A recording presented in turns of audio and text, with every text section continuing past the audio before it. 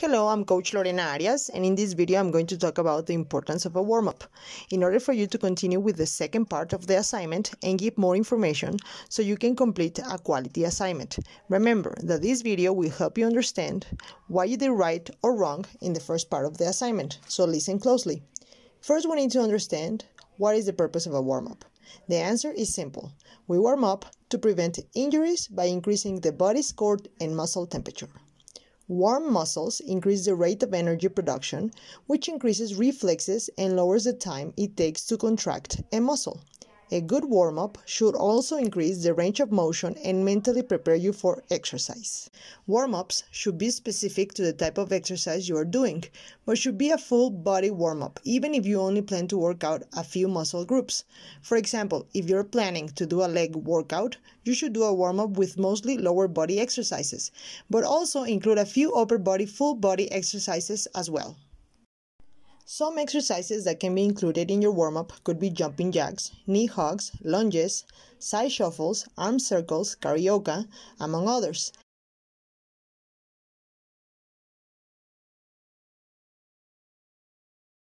Every sport needs a specific warm-up since they work out differently. However, for all sports, it is fundamental to warm up to avoid injuries, and athletes can perform their best version. For example, swimmers have different physical needs than a soccer player. Even if both use the body to move from one place to another, the swimmer has resistance over his or her complete body, not as soccer players that the resistance comes from the grass, only over their legs.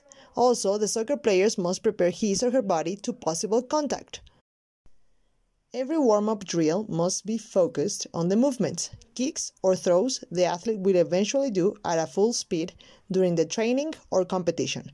For example, football players warm up to prepare their body not just to perform athletically as best as they can, also to contact and perform the best technique to avoid injuries. Meanwhile, tennis players warm up their body to hit constantly with a racket. If the tennis athlete does not warm up that specific group of muscles, he or she can get hurt. Sport-specific general warm-up utilizes low-intensity movements and exercises that actually involve the body parts that will be used in the subsequent activity.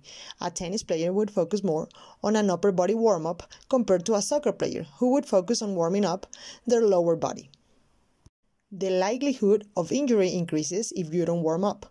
A good warm-up can improve athletic performance. The warm-up increases muscle efficiency, reduces potential for muscle pulls, improves reaction time, and improves the speed of movement of muscles and ligaments. A proper general warm-up can also help reduce the severity of post-exercise muscle soreness. The higher temperatures and increased blood flow resulting from warm-up are important for delivery of oxygen to the muscles and for prevention of buildup of unwanted waste products which can lead to muscle soreness. Remember, the objective of a warm-up is to raise total body temperature and muscle temperature to prepare the entire body for vigorous activity. The warm-up period prepares the cardiovascular system, respiratory system, nervous system, by gradually increasing the demand on those systems so that they are able to accommodate the demands of more strenuous activity. For this assignment, do not forget to mention the difference between the first warm-up you created and the new one after watching the video. It is important to understand that there are different types of warm-ups, and they have different purposes. The main difference are based on the level of the athlete, the purpose of the practice, and in which stage of the training program this person is. As we have mentioned before, a warm-up has to get a person ready for performance, but also it can help improve his or her performance in the long term. This is due to the fact that a warm-up can be used to maximize athletic potential and it can help improve the reaction time, muscle strength, and power. Since it should last for approximately 10 to 30 minutes, the accumulation of several 10 to 30 minute warm-up sessions are the equivalent to a huge increase in total training time. A framework named the RAMP protocol developed by Dr. Jeffries has been well accepted by many coaches, and here is where the different stages of a warm-up are seen. RAMP stands for 1. Raise, 2. Activate and mobilize, and 3. Potentiate. Let's start with raise. Like we said, most warm-ups at the beginning aim to raise what you see in the image. Your body temperature, heart rate, and what we have mentioned before. Here comes the main difference. In this part, you can use exercises that will be abundant during the session. So if you see in a specific sport, either a game or a practice, a lot of side movements and short sprints, you will see during the warm-up a lot of change of directions and movements that will clearly be used during their game in a low intensity. In the next stage, activate and mobilize where the intensity level is increased. You activate key muscle groups, mobilize key joints and ranges of motion used in the sport or activity. In this case, if there is a specific injury or a certain position, the setter in a volleyball game, the quarterback in a football game, the individual preparation requirements will be seen in this part of the warm-up.